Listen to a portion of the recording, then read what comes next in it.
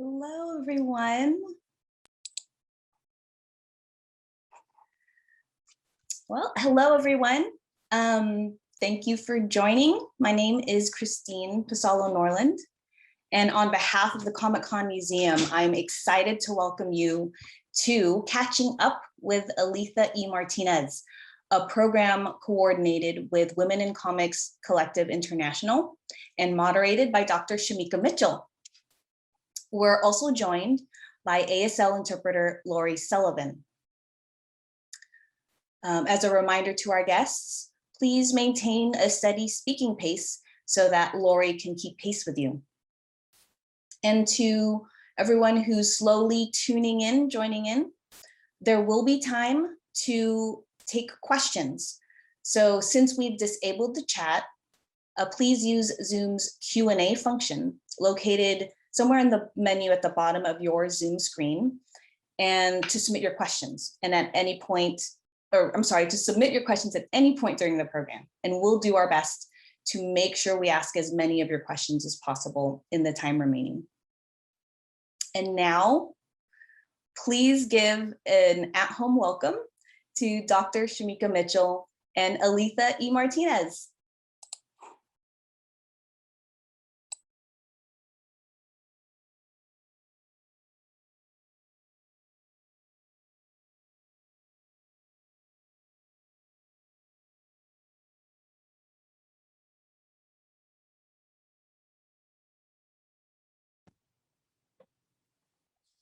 Hello, everyone.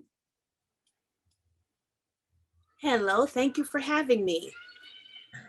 Thank you for being awesome and fabulous and iconic and amazing. And I'm so glad you found time out of your very busy schedule to sit and chat with us for a bit about how amazing you are. You cornered me, admit it.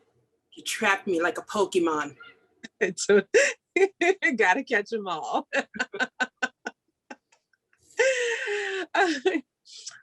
Good afternoon, everyone. I am Dr. Shamika Mitchell, Associate Professor of English at the State University of New York, Rockland Community College campus.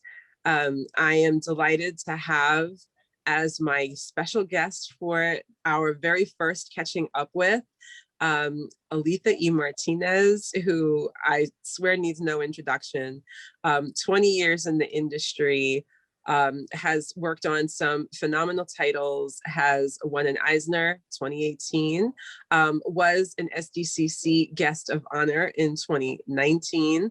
I think you also got a GLAAD Award in 2018. We are both members of WinC, Women in Comics New York City Collective International, founded by the illustrious Regine L. Sawyer. And we're both professors. So there's a lot to talk about in terms of everything that's going on in the classroom, whether it's virtual or in person, and then what's going on your art desk. That we don't have to sacrifice an organ to get some backstory for. Or lose fingers or toes for myself. Mm-hmm. Before we start, I do want to thank Christine and the whole team at the Comic-Con Museum for allowing us to have this opportunity to chat with everyone. We've been working on it and cooking this for almost 2 months.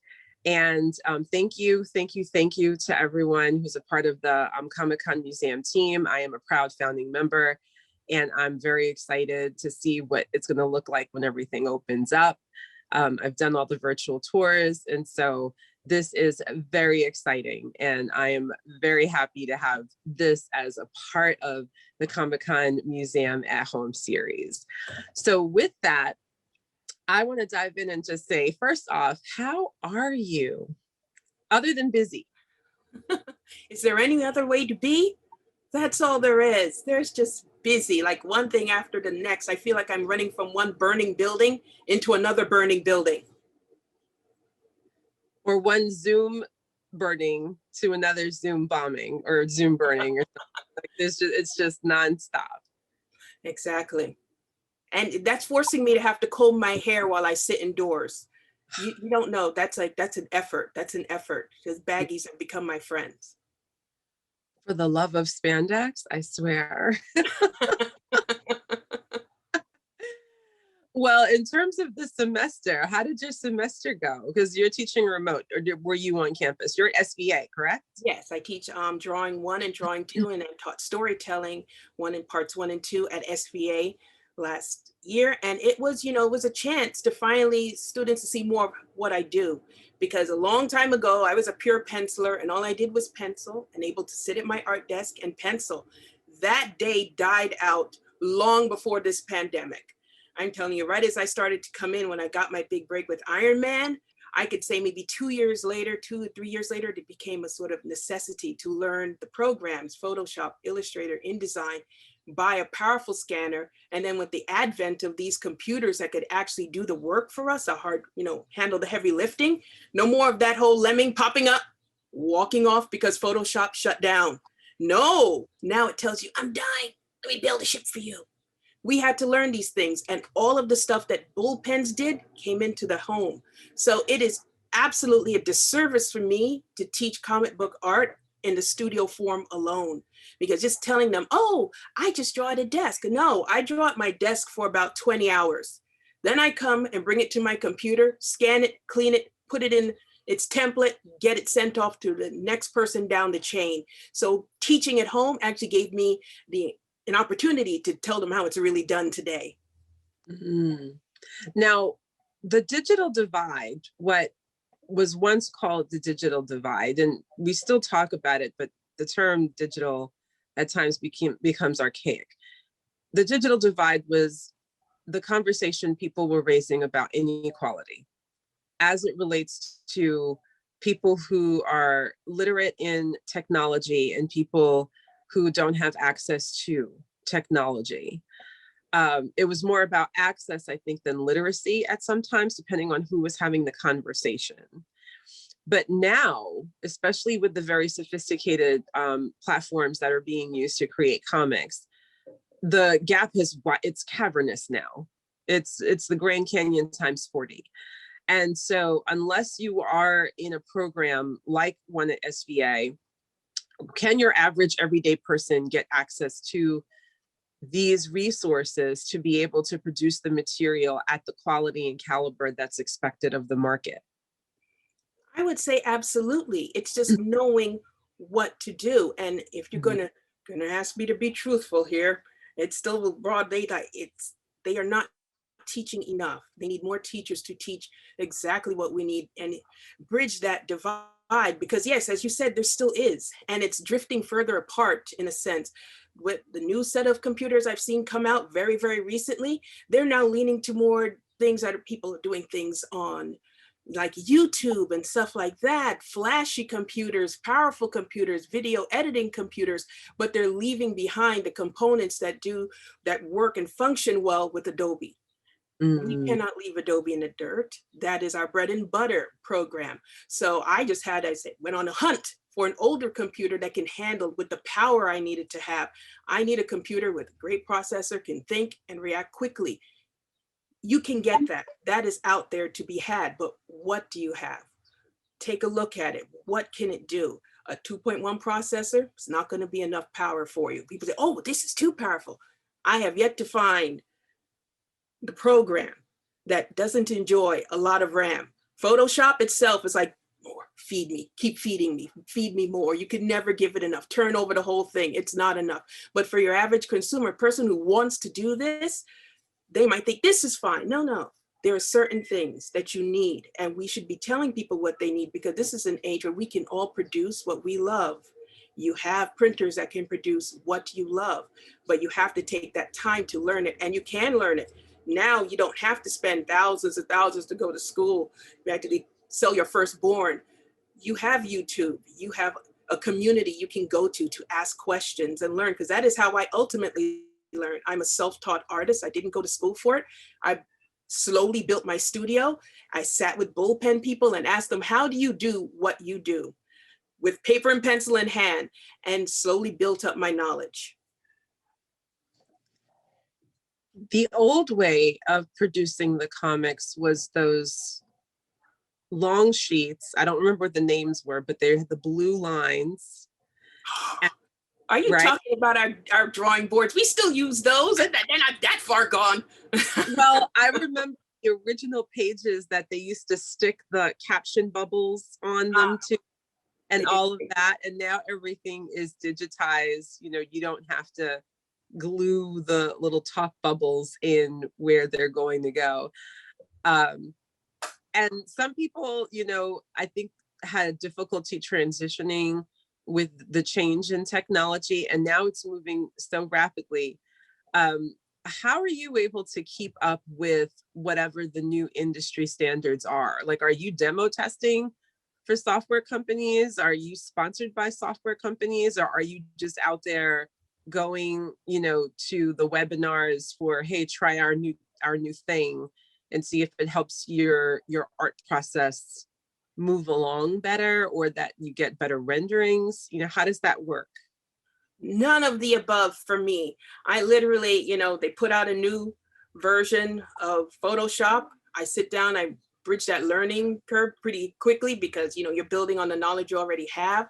I hear of something new. Half of the time I still personally face that thing where I'm trying to convince people that this is what I do and that I know what I know. So they take one look at me and it's like, they're ready to pat your head. And I'm like, no, I can, this is where I live. I can do this. So, and usually that takes so long, there's not enough time to ask any other questions. So I'm very much a trial and error person. I buy programs that I don't use because they're not necessary for me. So when what was that one that came out years ago? It was like an illustration program that people were using to trace over paintings. And it was super powerful. It was an incredible beast of a program, but useless to me for what I do with art. And yet I can see where some other artists have managed to incorporate it into their style of art. And they think you don't know was easy, right?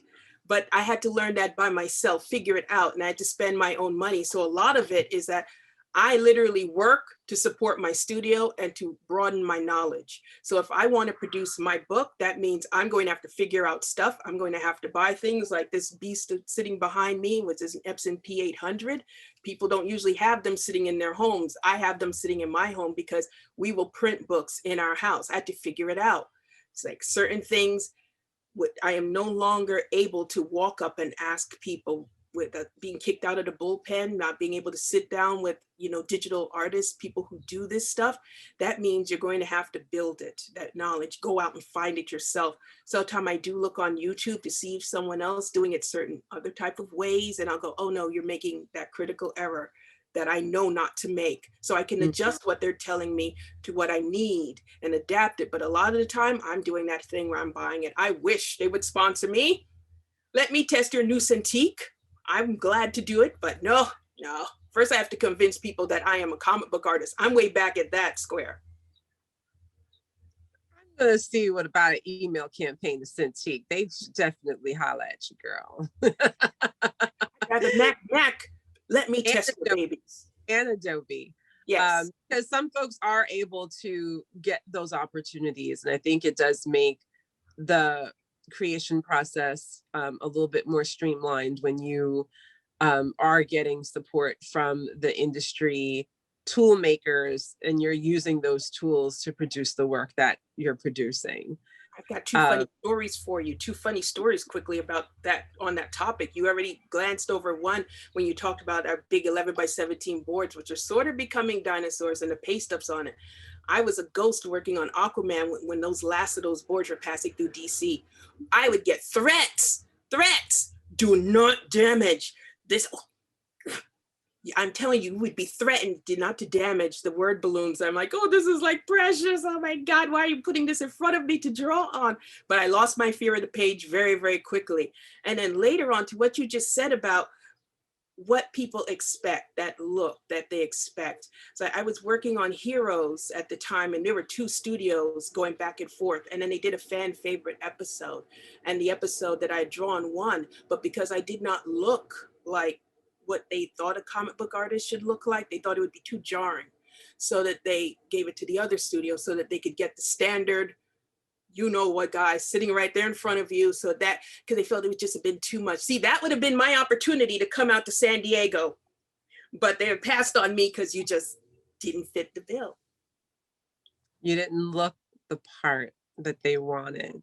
Not at all. And I think that's a part of the conversation in terms of what's happening now with the push to uplift marginalized voices of creators, and also the folks that are behind the scenes or like in editorial, but also making sure that there's equity in the process. And so I know sometimes, you know, they may hire folks to say we're diversifying, but then they don't want to give you your money in the right, you know, they're not paying you what they're paying other people, even if your work is just as good, if not better. And there's no transparency. I think I remember hearing like, you know, you never know what other people are getting. It's very closed mouth, you know, it's very secret. I remember, I think when I was doing your origin story for Encyclopedia of Black Comics, which was edited by Sheena Howard, Dr. Sheena Howard, several years ago, that you went by your first initial, A Martinez, which is how I found the wrong A Martinez from Silver Age Comics. And I'm not sure if someone told you not to use your full name, but eventually you wound up using your name Aletha, but initially you started out as A Martinez, right? That was not a choice of mine. I don't get, you know, I'm a workhorse. I just go forward into the next project, onto the next project. It's what they choose, how they choose to bill me. So that's when they print A Martinez on a book. People remembered the old artist A Martinez. So I was always assumed to be a male.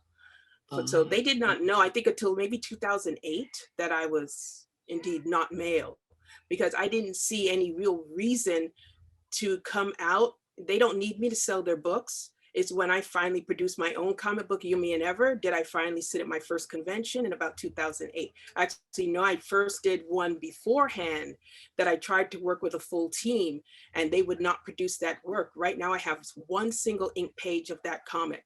And that's what really pushed me in 2005 to go, you know what, Aletha? No one is going to help you. That day of being helped, I think is because, you know, you're younger and you're cuter at that point. When you're, you know, now you're older in your 20s, no one is going to help you. You have to stand. There is no more time for this. You got to stand up.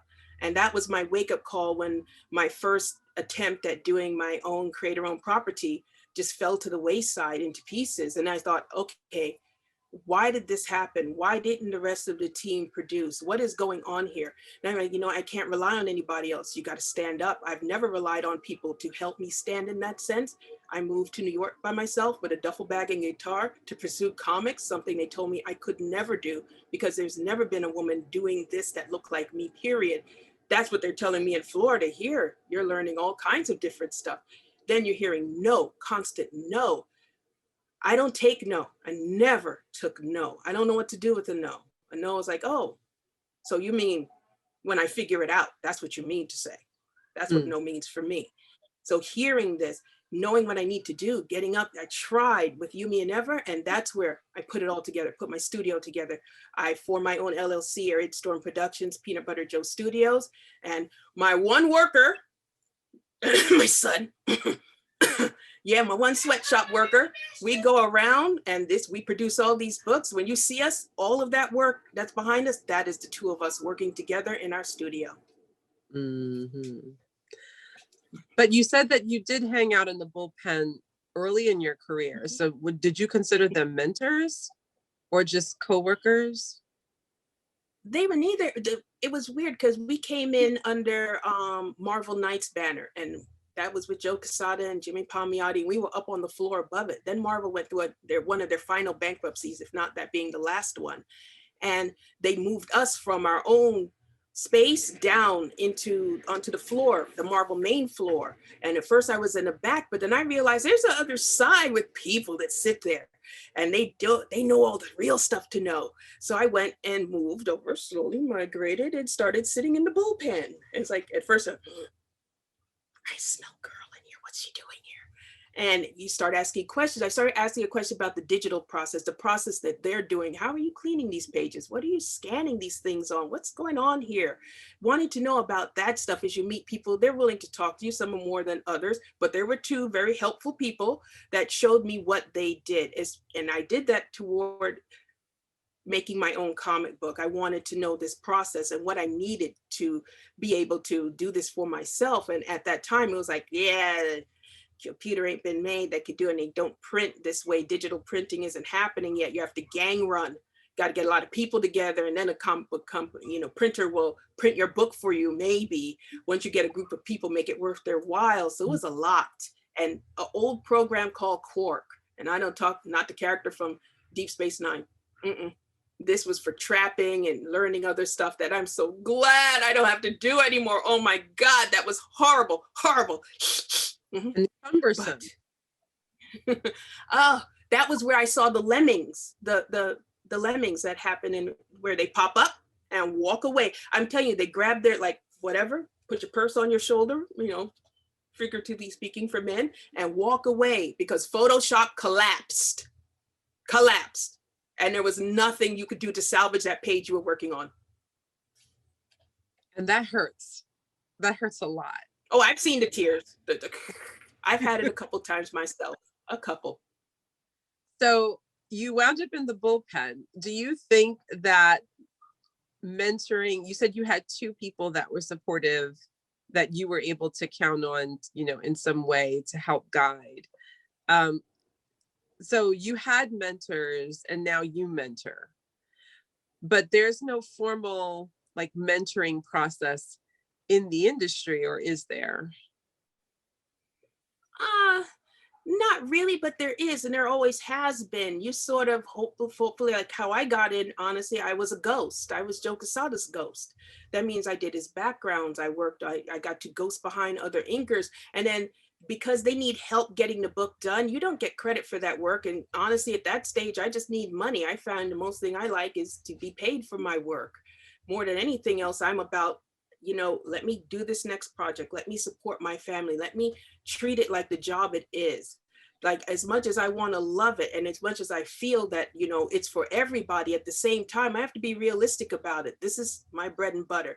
I teach, but that is not paying the bills. This is what I do. And this is what I'm serious about. And if I am not serious about it and take it seriously, how could anyone else? It will never leave the realm of clown work, like my people would call it. It will never leave that realm. It will always be something that's like, yes, it's a 1% club, but if you want in, you have to work for it. You can make this happen for yourself, but you have to be serious about it. You really do. And there's something to be said about the way that art gets interpreted through different eras and time periods, like the art that people were putting out 20, 30 years ago compared to now with the lines, the use of color saturation. Sometimes it looks a little bit more like an animated still than what would be like print work. You can tell when something is pencil versus not pencil, like pencil and paper versus something that's digital. Where do you feel most comfortable in the creation process that you can sit back and say, all right, I know that this is good? Like, do you still need pencil and paper, or are you way beyond that and you just want to get your brushes from the digital tool menu? Oh no, I'm a hybrid. So I draw at my art desk. And in fact, my studio is divided into two separate parts. I don't have my computer near my art desk, because that's just too much of a distraction for me. I'm out there and I will draw on pencil and paper, but those 11 by 17 boards are sort of like dinosaurs for me. I turn that on the side and do double page spreads on mostly. I will draw on Bristol board when I need to ink something. Other than that, if I'm penciling, this is really hearkening back to what I was first hearing when you're entering into comics, where you see the old guy take out a Sharpie and says, I use this Sharpie here, and I can draw anything with this Sharpie. You don't need all this fancy tools. It's like, well, now I use digital copy paper. They don't know, because I have to scan it in, because now I'm handling all that bullpen work, all that pre-press work by myself at home. What they care about, did you get this page into this template at the right size. They don't care if you drew it panel by panel. They honestly could not care what you produced it on so long as that page is produced. At the end, sometimes I don't have full-size pages, definitely not. They're very, very rare for me now. And sometimes they're just like a bunch of separate panels, or it's like a composited page, meaning I just pieced it all together with Photoshop, but I still draw it by hand because I like the feel of brushes. I like to slap ink around. I like to sling the ink. I will drop it in big black spaces. I will make corrections with Photoshop. I will definitely do the pre-press stuff with Photoshop. But as far as sitting there and the real heavy creation process, if I'm not digitally coloring, I will do it at my art desk. Ah. And how do you keep yourself from the distractions, since your studio is also at home, correct? Yes, that is the one thing they don't tell you about comics. You know, you rub the lamp, the genie comes out, you get your wish. But the genie, of course, the trick is you're a comic book artist. Hooray! Now you never leave your house. You are a prisoner in your own home. So you make a very pretty gilded cage and just know this is where this is where gonna find me dead. Slumped over my art desk one day. That's my retirement plan, by the way. I'm gonna draw right to the end. Every time, and I just, that's right. I mean it. I'm not gonna retire off of this. They're gonna find me over the desk. That's the end for me. So how do I keep that divided? It's like I have to keep everything new in my world that would be distracting to when I have time off. So if I want to see a new movie, I've got to plan that time. So yeah, right now I am binging the Blair Witch Project for the 10 millionth time because it has a good pace. I don't have to watch it. My art desk is turned away from the television. Football season comes on. Whoo! I'm the happiest girl alive. You know, I love my football. Oh, I love it. And I listen to my news. Ooh, football is for me.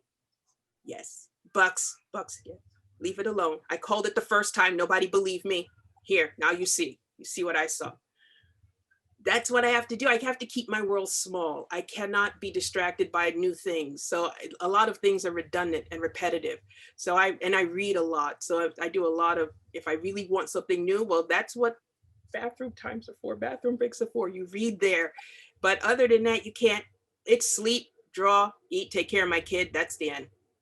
I think it was, I don't want to misquote, but I think who was it that had a tagline, eat, sleep, draw, repeat? There was someone that had that as one of their social media taglines, and I think they had on a t-shirt. I don't know if it was, I know I see him, I think he's in the room. I don't know if it was Eric Battle, the illustrious Eric Battle, or if it was Kari Randolph, somebody had that eat, sleep, draw, repeat. And I said, oh, so that's the life of a comics artist. Or is it, it's in, or is it just sleep and then draw and then eat? Do you eat first? Do you eat last? I recently got a Lumen, so to be able to track your metabolism and what your body does, and it's telling me you sleep 4 hours a night. You bet. It's like sleep is good for healthy metabolism. It's like you're trending towards like, oh, so now I've got something else to nag me. I brought a little piece of technology to nag me even more about my lack of sleep. Don't they know that's my superpower? I don't need much sleep and I can function in any time zone. And when I hear about these deadlines that become very intense, I don't even want to know. Okay, so I have to ask you, do you work on multiple titles at the same time, or are you doing one title at a time? I mean, how does that work? How does it work? How do you juggle the deadlines? Well, if I'm being honest, I always do more than one book. I never settle for, I've been cursed with that thing from the start of my career, having 2 books at least at the same time. This pandemic has brought a set of like a fear out that, when it happened, I got that pencils down, whereas for a time, certain things I was working on, you are no longer working on. So if I had 3 of my 5 projects shut down, that's massive amount, that loss of money. And you got to think that we're paid differently. Certain companies pay quickly, like normal jobs. Others can pay net 90. That means don't look for any check to be cut for 90 days, net 30. So you have to be a good financial planner. These are things you have to talk about. It's not just about being an artist. You have to plan your own finances. You have to keep that check coming smoothly.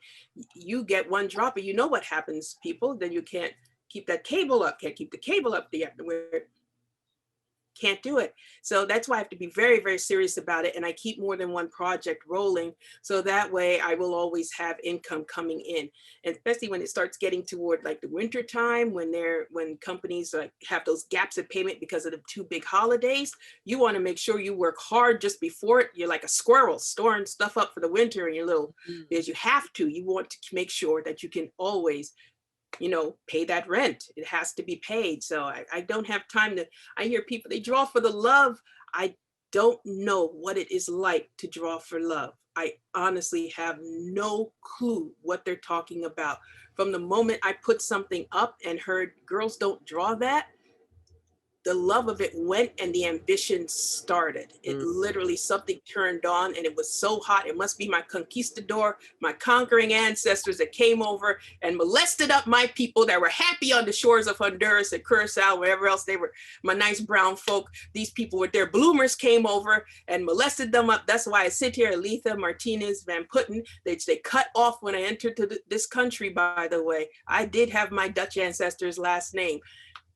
Long other story like Conan, that's a tale for another time.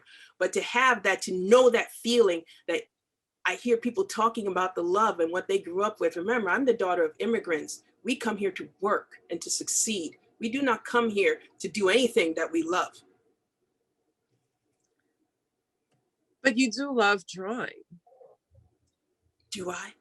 Yes, this is one of the things I tell my students. I say at the end of the day, if no one's ever going to read your story, if it's never going to be published, are you still going to draw? I first asked myself that question, and more so for writing, because I still do have a secret wish in my heart. I want to be a writer. I want to write sci-fi. That's another thing I hear is almost impossible for a woman like me to conquer. I recently had someone said, if only you had a more, your name is too flowery and ethnic for print. If only you had a more, you know, Black American sounding name, because they're great Black American writers in there, but a Hispanic woman writing, you know, serious sci-fi might be a little, I'm like, are you talking? Stop talking. Why are you saying that? All I heard was another no. So I'm like, just you wait right there. I'll be back. I can tell you, in grad school, I did my doctorate. My doctoral studies were at Temple University. And one of my first professors and one of my mentors when I was at Temple is the ever illustrious, iconic writer extraordinaire, Sam Delaney, who is a science fiction royalty upon royalty upon royalty upon royalty. Super brilliant, lovely, lovely human being. And if it wasn't for him, I probably would have left the program. And that's a story for another day. And I think it gets back to the importance of mentoring and supporting the students who are coming up, and paying it forward when it's your turn, you know? And so you as a professor, how do you, I mean, the stuff that we're discussing, is there a class at SVA that teaches students stuff like how to survive as an artist in comics? Or is the stuff that they're supposed to learn on the job or on the fly? And these are, you know, critical points of information for someone who wants to pursue and say, I want to do what you do. I want to be you, but not be you, but be me, but I want to be you. And no one is telling them this. And they can come out with 15 degrees from all these different schools, and no one is teaching them this part of the career and the industry. So is this something that you see happening in curriculum development in, you know, SVA or other, you know, art school? Or is it just, I need you to draw a bowl of fruit, you know, like what is happening to teach them and prepare them for the field that they're going to enter? It's still very much a divide there. It is almost like they put me in a studio with no art tables and a model for them to draw from. And I'm like, this is cute, but honestly, this is like so little of, and almost has nothing to do with what I do. I have to draw a lot from memory. I have to use references. I have to know how to use reference. You cannot trace it. Don't ever do that. Oh my God. And yet I hear someone say, yeah, just trace it. Stop. You have to learn the mathematics of the human body. You have to learn. It is almost that when you are hired for your job, they see you're good, you're wonderful, your portfolio is wonderful. They say, here's a script. You start drawing. They send you a template and you have no idea what to do with it. That cannot be. Just like they no longer really teach dedicated typing classes. I haven't seen one in a while because now everybody knows how to type. That's just automatic. It's becoming automatic. They expect you to have this knowledge built in. But I see SV slowly trying to walk toward it. But at the same time, I see a cardinal sin being committed, that these young artists are still drawing primarily lettering on their boards. They're lettering on the board. And I'm like, we don't letter on the board. So finally, after they finally hired someone to teach digital lettering in that sense. Like, you have to, you absolutely must, because when they see this, there's nothing that says amateur hour than this type of work. You can't have it. You have to be competitive in the market, because think about it.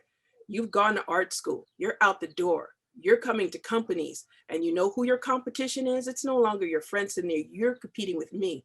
And I always tell them, don't let me teach those kind of classes. I say, good luck.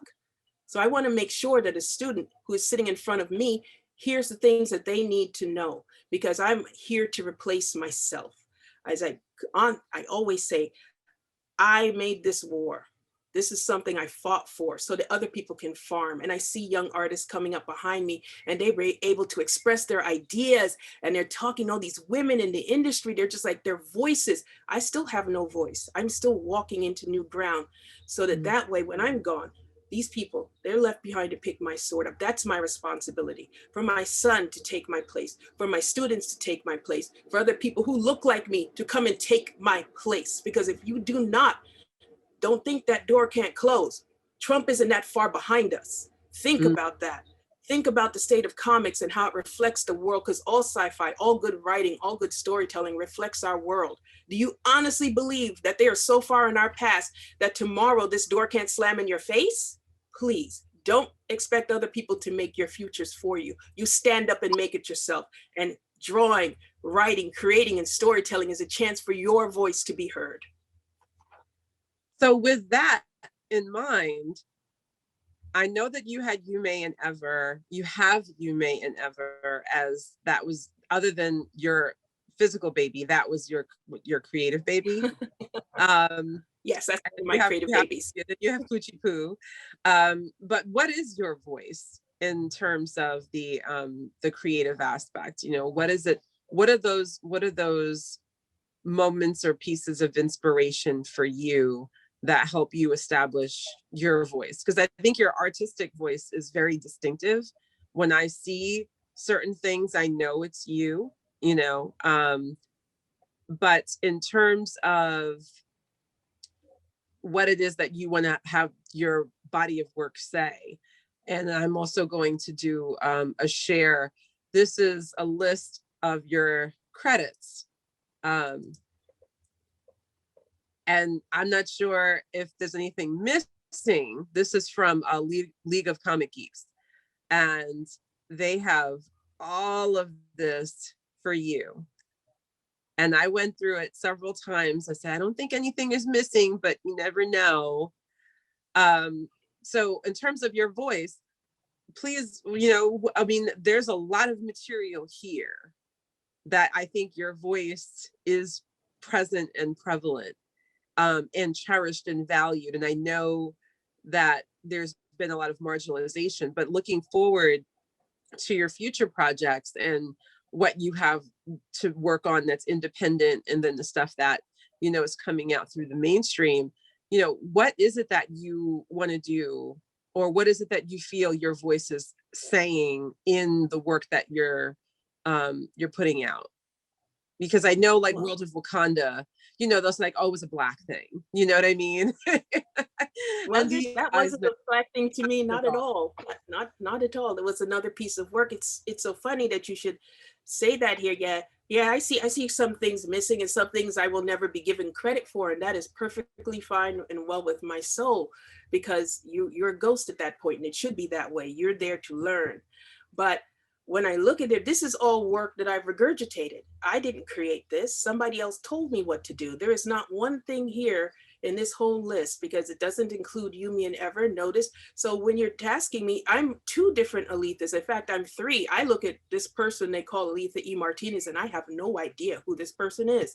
This person is this body of work. And when I tried to tell them about the Aletha who wants to create, the Aletha who has Yumi and Ever, has foreign, has that sci-fi element to him, they're like, no, we want Marvel Aletha, or we want DC Aletha. Right now, I'm DC Nation all the way. I added 2 more books to my credit that I've always wanted. I've got draw Superman and Wonder Woman proper.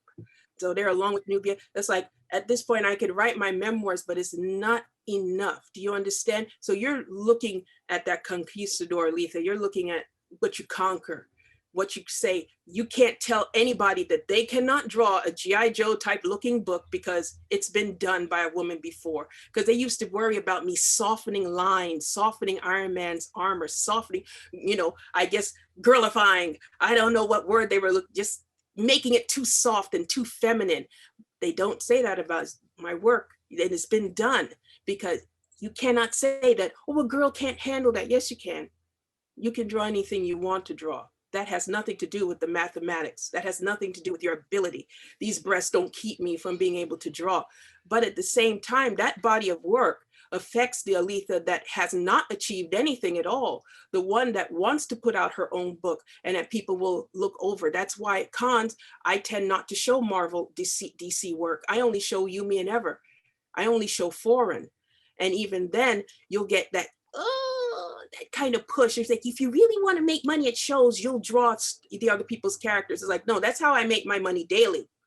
That's not how I need to make my money at shows. I need you to hear me, to really hear me. So if you read foreign, you're beginning to hear me. You're beginning to really see what brought me here, Voltron, Robotech, all these kind of things. These are the things that when I landed in this country, I saw and I loved. This is what I wanted to do. Like Kurosawa, please, he had Fred Flintstone and a version of Pinocchio that kept getting chopped up and the Blue Fairy kept remaking him. That's when you're allowed to watch TV. Kids are in the yard. You're not in the house. You're like the dog. You're in the yard. So coming here, these kids here in America, you're exposed to so much more. It's like, well, how dare you not take advantage of all this stuff? This is incredible. Wait a minute, you had comic books since you were a child? I did not. I asked my grandma for a comic book at the 7-Eleven, and she's like, put that pachingo down. So I cut lawns, and walked up in the hot sun past a sunning alligator with the mouth open. Fun fact, if you don't see the alligator, don't take the shortcut, walk all the way around. If you see him, walk past him. He's not going to get you. He's just sunning himself. To buy an X-Men comic book, this is before Jim Lee was drawing it, just like a couple issues before. I really didn't like Jim Lee started the whole thing. I didn't. So I get this book, read it at home, and it would be torn up and thrown away. Because again, they did not bring you here for that. You were here to be a doctor, a lawyer, or an electrical engineer. Those are your career choices. Most of my cousins, that's what they are. That's right.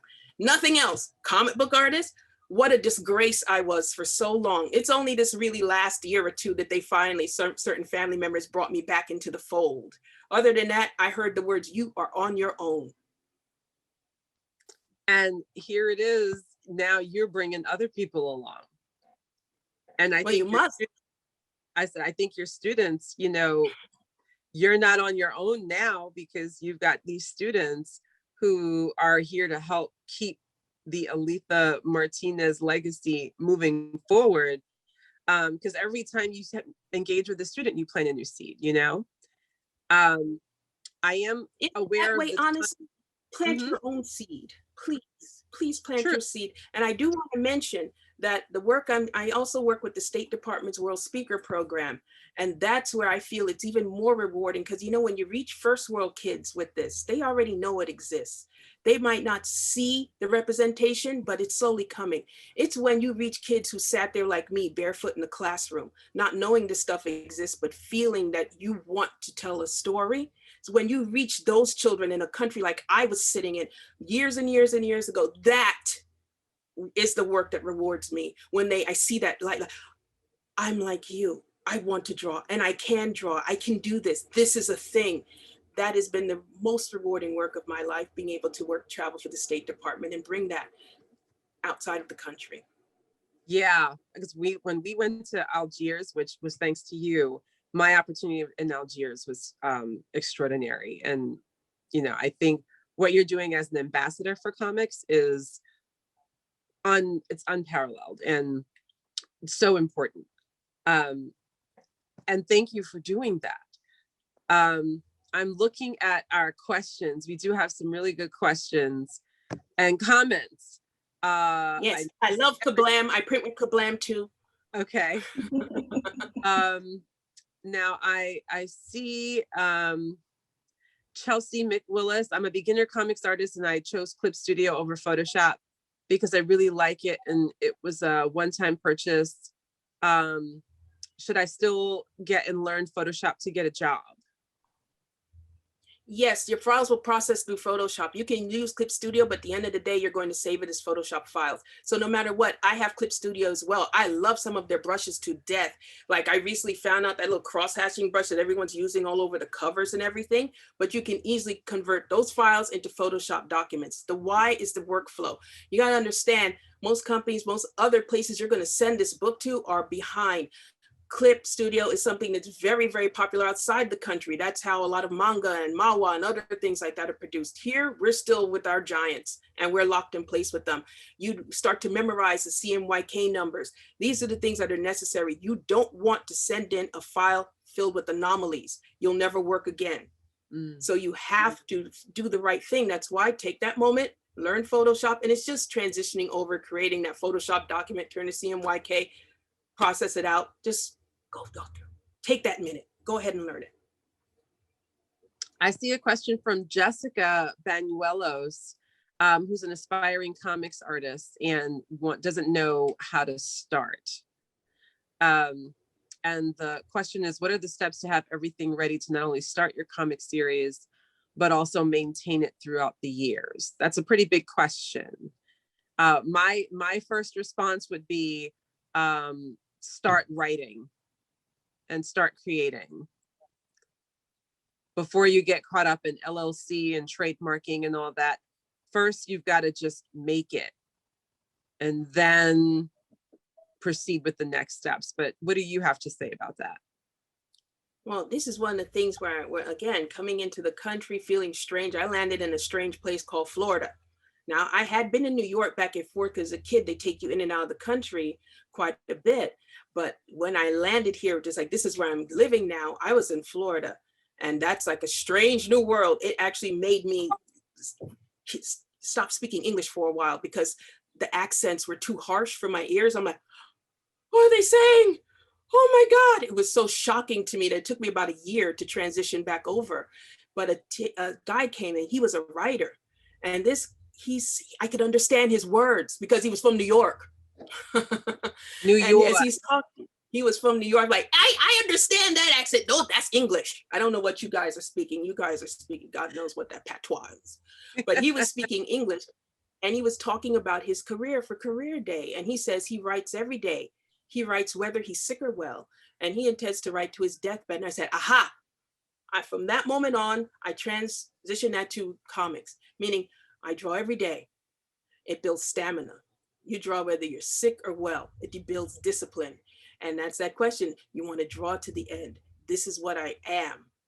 As I said, sometimes my love comes and goes. I run hot and cold, but this is it for me. This is my hill that I intend to die on. This is what I am. I create what I put my energy with everything in me toward. I take it seriously. Here are the people, I don't take it that seriously. You know why? Because you didn't have to. You didn't fight for it. You didn't earn it the way I had to earn it. You didn't prove it the way I had to prove it. And when you haven't done that thing, it's a frivolous choice. When you've always had comics, someone bringing it to you and giving it your hand, you didn't work for it. You didn't sweat for it. You didn't watch what you love get torn up and thrown down.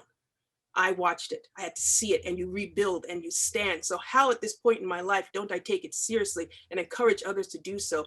Especially if you are a minority of color coming in this country, an immigrant, you are going to fight the way I fight.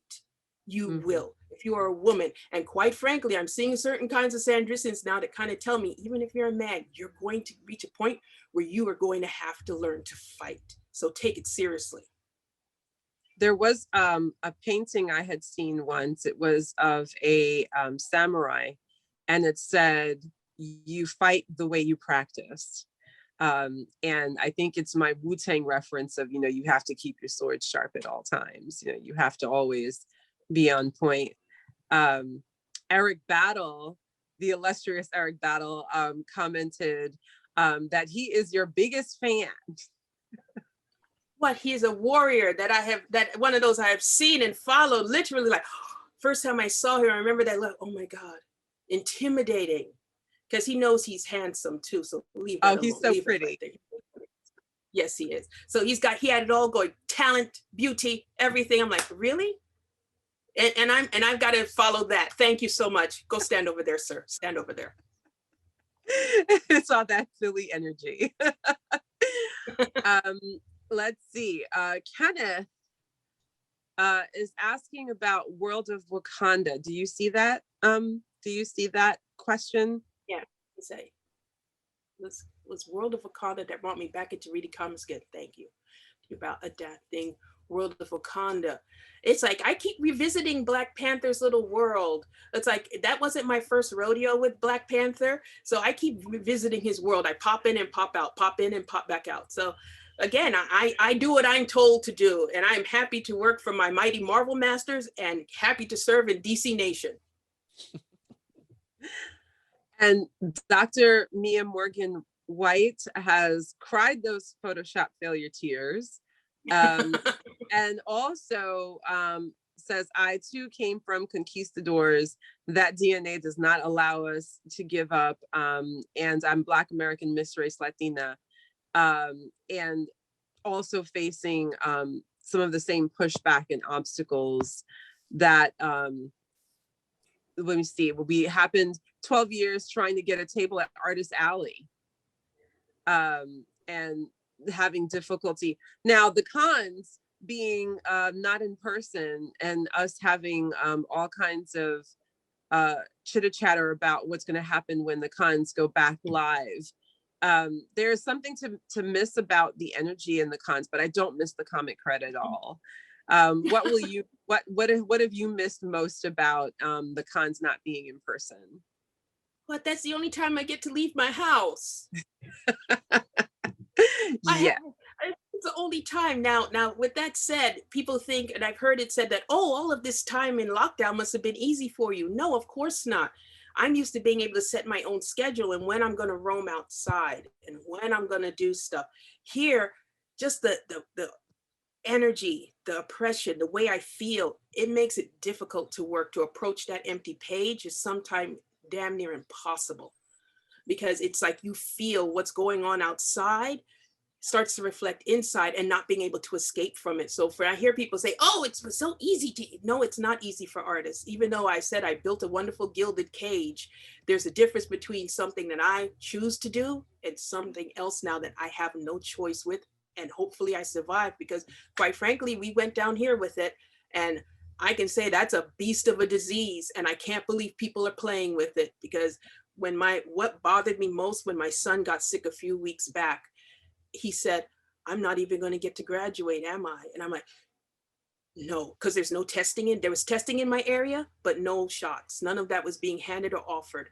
I literally had to go to New Jersey, because I'm not going to let that happen. It was not going to happen. And that's the area we're in. I live in Manhattan. Think about that. So please, let's help ourselves. Let's come together on this and make this end, because I want to go to cons. Yeah, absolutely. I think they're a lot of fun. I think it's the one time I get a chance to just have fun, and but there's still work, but it's still a lot of fun. And San Diego is a ball. It's a ball. Regine is posting a comment. Just want to say you both are amazing. And so are you, Queen Regine. Love, love, love. Love, love, love. There is a question for you about your science fiction project and what kind of world would you create? Is that something you're willing to divulge, or are you keeping that secret?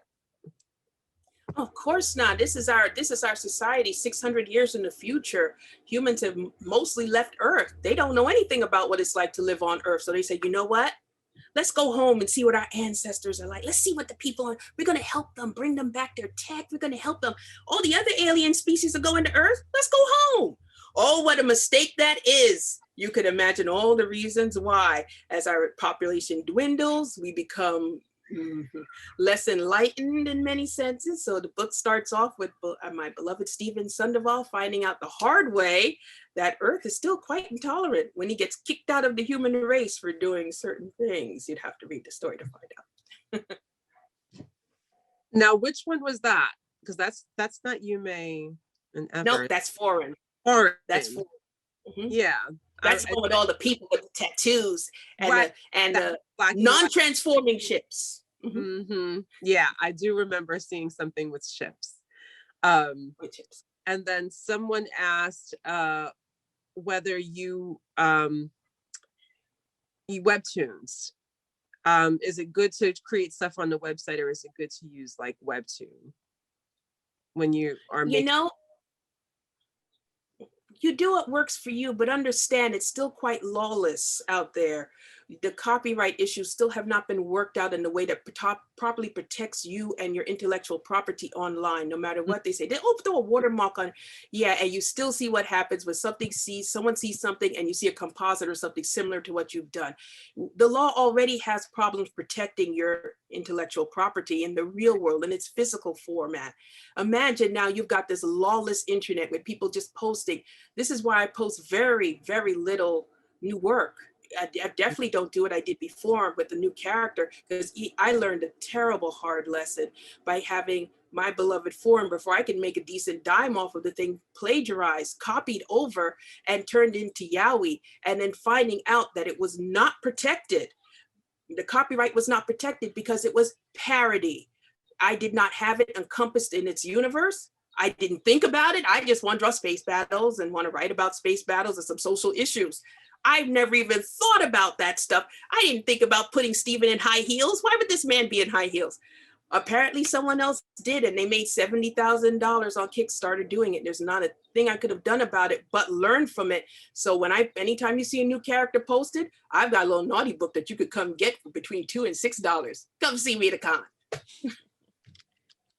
And on that note, I think we are at our time mark. Is there anything that you can divulge in terms of what you are currently working on? You want to get my throat cut? I mean, that's public, that people know you're like, hey, I'm on this, I'm on that, or is it all secret? Again, I think, okay, I'm on the Science of Ghosts, which I still got to turn in pages for as soon as I could get my scanner back running. And I'm on Superman Red, White, and Blue, will be coming out soon, I'm sure. Sensational Wonder Woman, I don't know if that's been announced yet. And then other, leave that alone right there. And for DC, that was DC. And Marvel, I did these Black Panther things that I'm not credited within the book, but at the end of Black Panther's main series, there are pages there that I have done from these little up and coming artists or new people.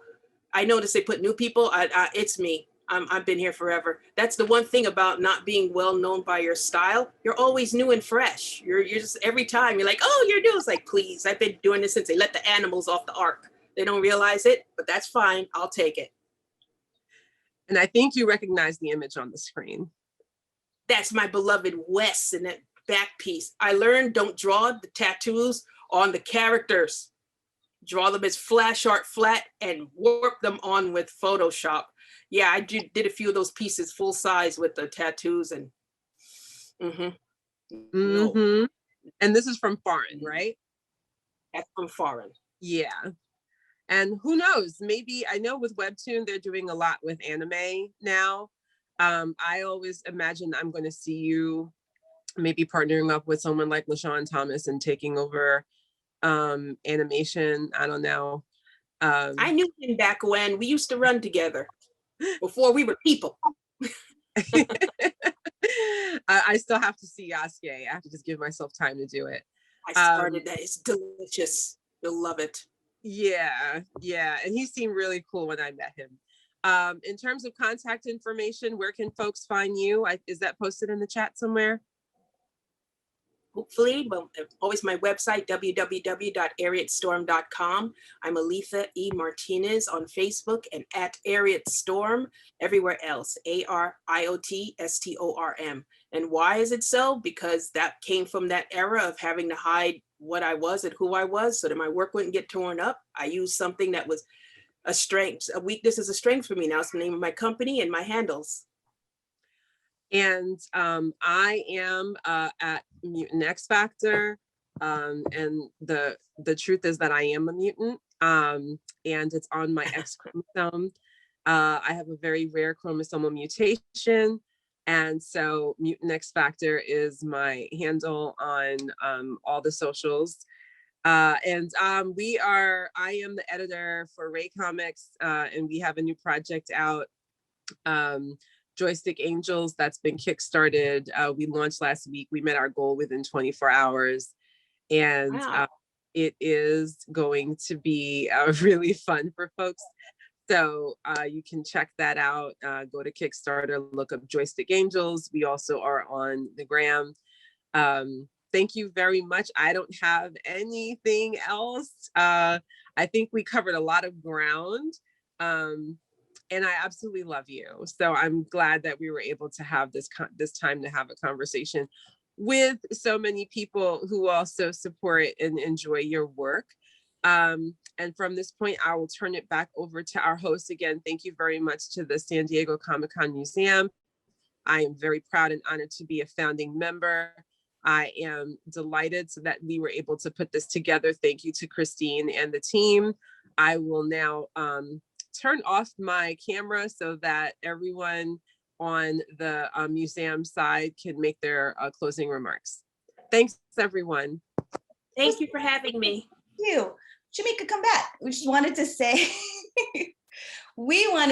in return, thank you so much to both of you, Dr. Shamika Mitchell and Aletha, for this amazing fireside chat.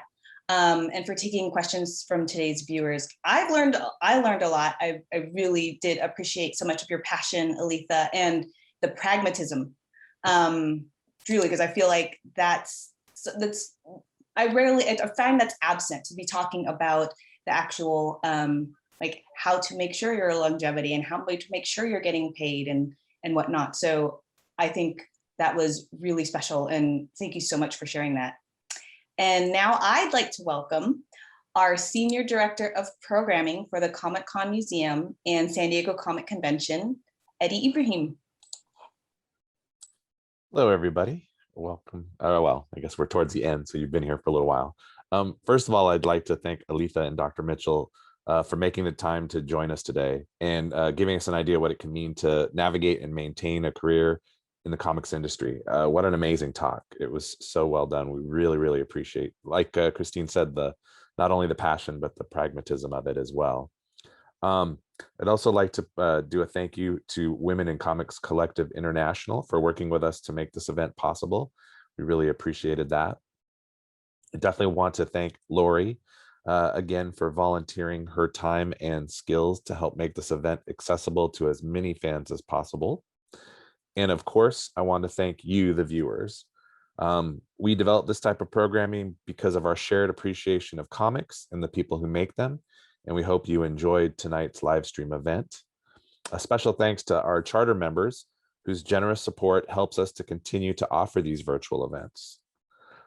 Please subscribe to the Comic-Con Museum YouTube channel, where we'll post a recording of this panel next Wednesday, May 26th, for you to share with your friends and family and those who couldn't make it tonight.